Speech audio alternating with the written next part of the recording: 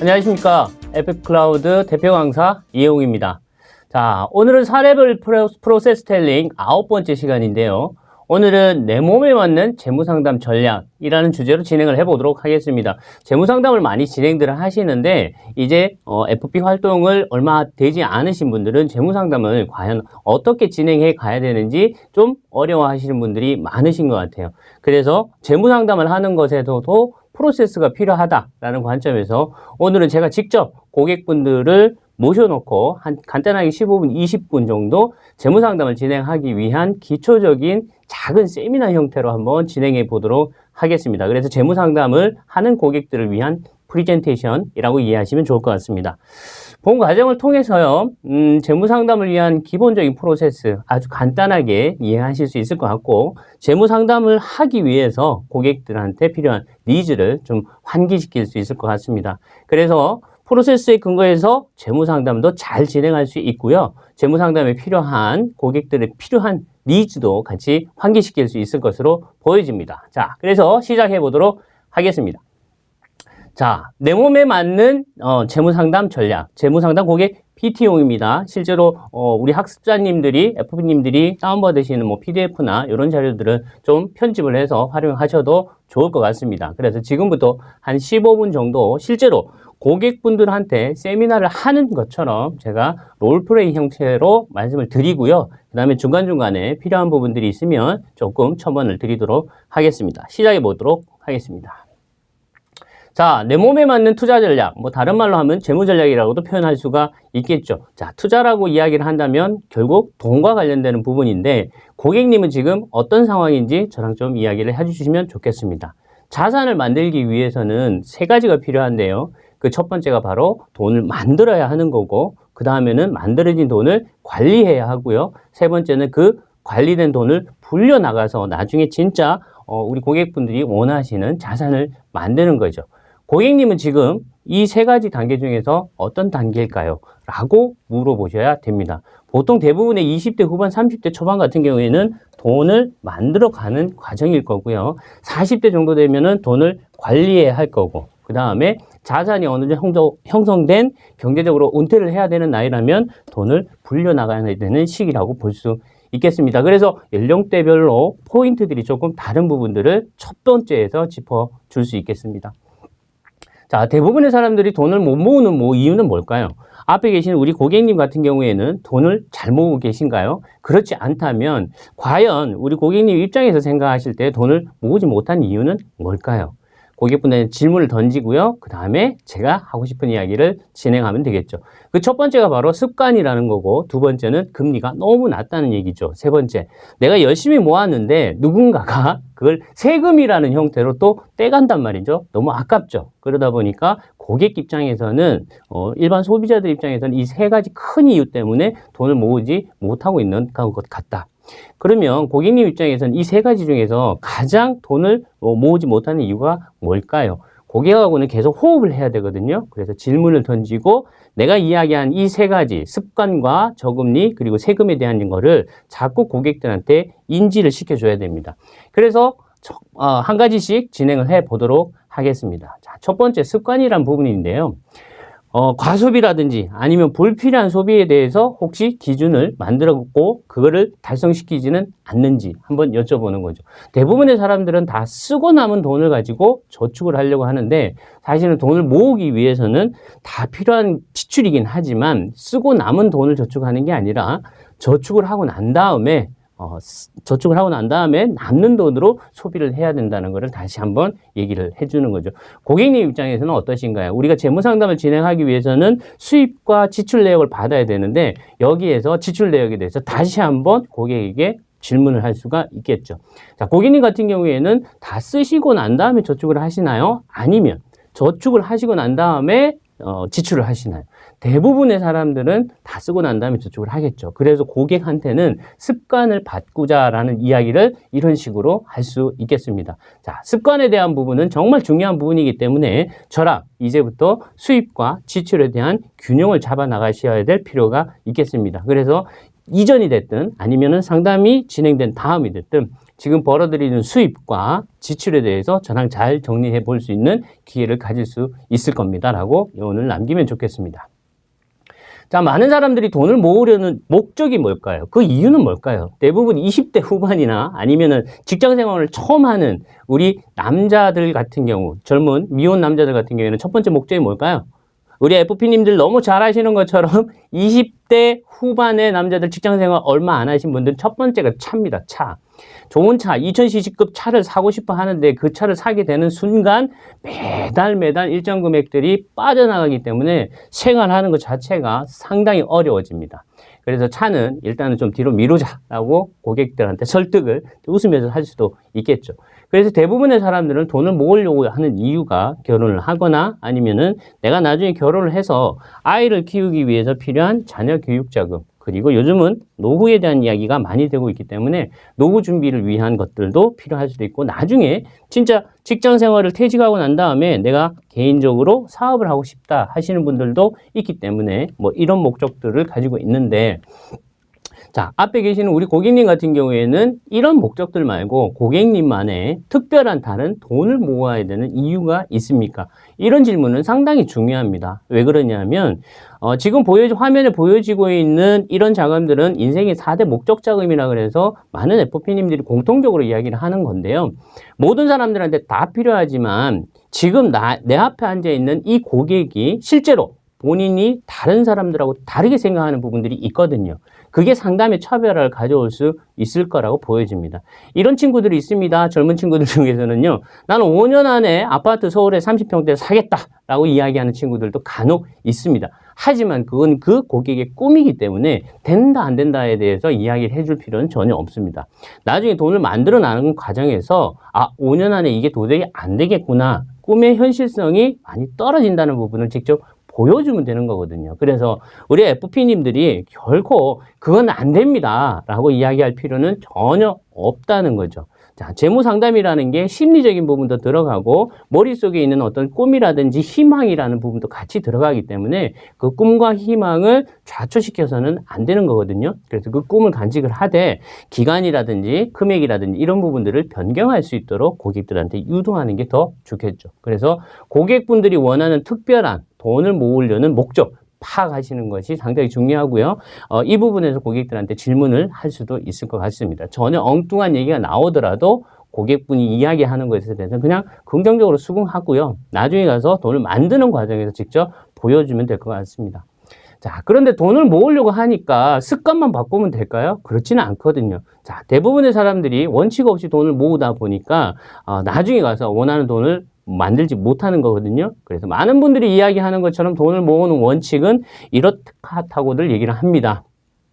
자, 어려운 수식이죠. 고객분들하고 좀 편하게 이야기를 하시면, 이런 거 고등학교 다닐 때 한 번쯤은 보셨을 텐데 뭔지 잘 모르시겠죠 라고 말씀을 한번 편하게 던지시고요. 자, 많은 전문가들이 이야기하는 돈을 모으는 원칙입니다. 자, A라고 표현되어 있는 거는 내가 지금 저축할 수 있는 돈, 한 달에 매달 저축할 수 있는 돈, 아니면 목돈, 이런 것들을 이야기를 할 수가 있고요. 자, R이라고 표현된 거는 바로 이자나 수익률을 이야기를 합니다. 은행 하면 정기예금이나 아니면 뭐 정기적금이나 이런 이자율, 그리고 펀드 같은 경우에는 투자 수익률이겠죠. 자, N이라고 하는 거는 바로 투자 기간입니다. 이 세 가지가 합쳐졌을 때 고객님이 원하는 돈을 만들 수가 있습니다. 그럼 과연 이 세 가지 중에서 우리가 통제할 수 있는 게 과연 뭘까요? 첫 번째, 내가 지금 매달 납입하는 돈을 통제할 수 있을까요? 이거는 좀 가능해 보이긴 합니다. 그죠? 근데 금액이 많지 않을 수도 있죠. 두 번째, 이 수익률입니다. 수익률에 대한 부분 통제할 수 있습니까? 그래서 전문가들한테 많은 도움을 받고 계시는 거고, 펀드나 주식 같은 거 투자하셨다가 손해보신 분들 많으신 이유는 이 수익률이라는 걸 통제할 수 없기 때문에 그렇다는 거죠. 그래서 전문가하고 상담을 해야 되고, 그렇다면 우리가 통제할 수 있는 건 과연 뭘까요? 바로 기간입니다. 저축을 할 수 있는 기간. 내가 한 달에 저축할 수 있는 돈이 뭐 1,000만 원이다. 막 이렇게 금액이 많으면 좀 상관이 없지만 일반적으로 저축을 할 수 있는 금액 자체가 급여생활자들 같은 경우에는 50만 원에서 거의 100만 원 내외이기 때문에 자, 이 원금 매달 납입하는 원금에 대해서는 통제가 조금 어렵죠. 거의 정해져 있기 때문에. 그러면 수익률 통제도 어려우니까 결국 기간에 투자를 해야 된다라는 거죠. 왜? 우리는 지금 돈을 만드는 과정인가요? 관리하는 과정인가요? 아니면 돈을 불려야 되는 단계인가요? 대부분의 재무 상담을 하시는 분들이 돈을 만들어가는 과정이기 때문에 이 기간에 대한 투자를 신경을 써야 된다라고 고객분한테 이야기를 하는 거죠. 자, 이 그래프를 고객들한테 이야기하는 거는요, 복리에 대한 것과 장기간 투자해야 된다는 거를 복선으로 깔고 있습니다. 그래서 오랫동안 저축을 해야 되는구나. 예를 들면 이런 거죠. 50만 원씩 저축할 수 있는 분이 1억을 만들려고 하면 몇 년 정도 걸릴까요?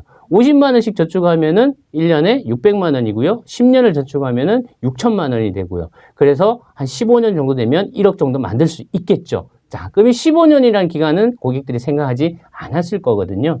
자, 그래서 이 세 가지, 원금과 A, R, N 세 가지를 가지고 돈을 모으는 원칙을 잘 세우셔야 된다. 그리고 저랑 같이 앞으로 이런 부분들을 같이 해 나가실 겁니다. 라고 고객한테 이야기를 하는 거죠. 자, 그래서 돈을 만들고요. 그 돈을 관리하고 그 돈을 불려 나갈 텐데, 그러면 각각의 단계별로 필요한 것들이 있거든요. 그 부분을 잠깐 좀 언급하고 가는 거죠. 돈을 만드는 과정에서는 고금리 대출을 저금리로 바꾸는 방법도 있을 수도 있고요. 작은 평형의 소액 부동산을 투자할 수도 있는 거고, 단기 고수익으로 투자할 수도 있을 겁니다. 투자 상품들을 통해서 그 돈이 만들어지게 되면 체계적인 관리 방법들이 필요할 겁니다. 펀드 같은 경우에는 월별로 아니면 분기별로 아니면 6개월에 한 번씩 내 펀드가 어떻게 굴러가는지 운용 보고서라든지 수익률에 대한 정보를 줘야 될 거고요.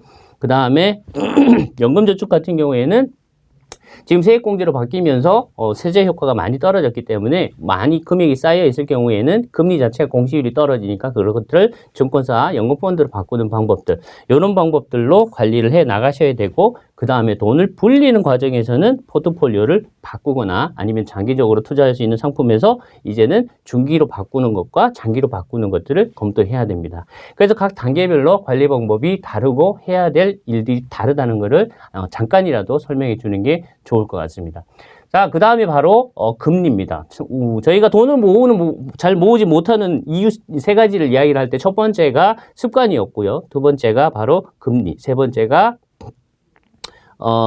세금이었죠. 그래서 고객분한테 다시 한번 물어보는 겁니다. 자, 제가 처음에 얘기했던 것처럼 돈을 모으지 못하는 이유가 뭘까요?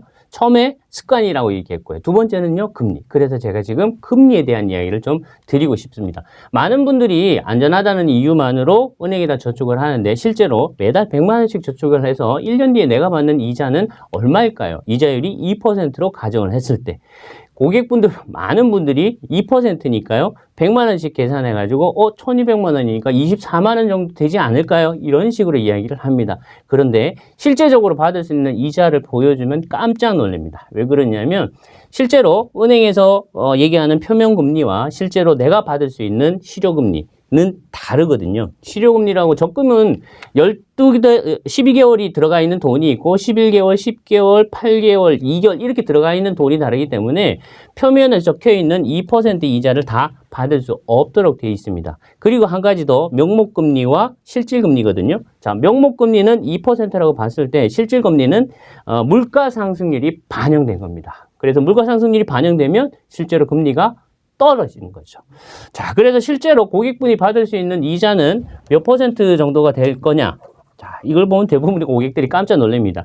매달 100만 원씩 1년을 꼬박꼬박 2% 금리로 적금을 하게 되면 실제로 받는 이자는 10만 9천 원 정도밖에 되지 않습니다. 깜짝 놀라죠. 24만 원으로 생각했거든요. 근데 지금 반 정도밖에 안 되기 때문에 적금이 실제로 내가 생각했던 것보다 이자가 굉장히 적구나라는 걸 알게 됩니다.